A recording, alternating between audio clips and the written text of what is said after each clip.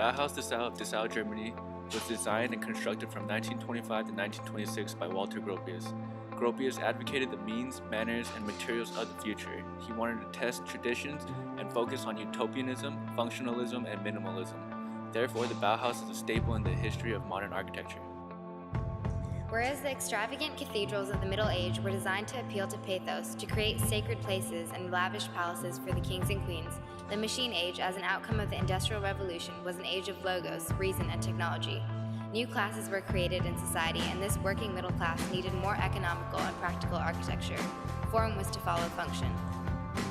In his statement for the Bauhaus School, Gropius outlined the objectives for his school and movement: simplicity and complexity, and economy in the use of space, material, time, and money, and the organic shaping of things in accordance with their own current laws, avoiding all romantic embellishments and whimsy.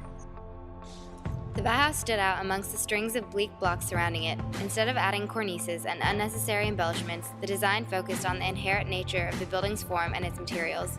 Some critics think it looks as though it's a composition of plain and boring rectangular boxes, but there was actually much thought that went into the design. Its structure featured flattened roofs, leveled facades, and geometric three-dimensional cubic forms.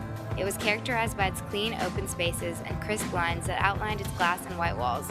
This refined, unpretentious construction mirrored the Bauhaus School's creative curriculum and democratic structure.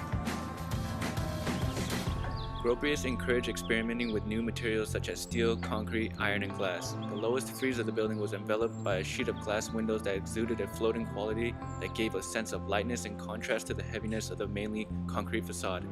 It also created an interplay between the inside and outside spaces of the building, directing a true aesthetic experience for those inside. It was the glass that served as a sort of invisible boundary between the interior and the building's surrounding environment.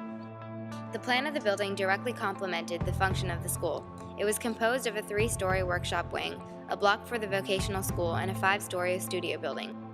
As a school of design that encouraged the unity of and mutual influence between art and architecture, Gropius intentionally made it so that one would constantly have to move around the building to understand it.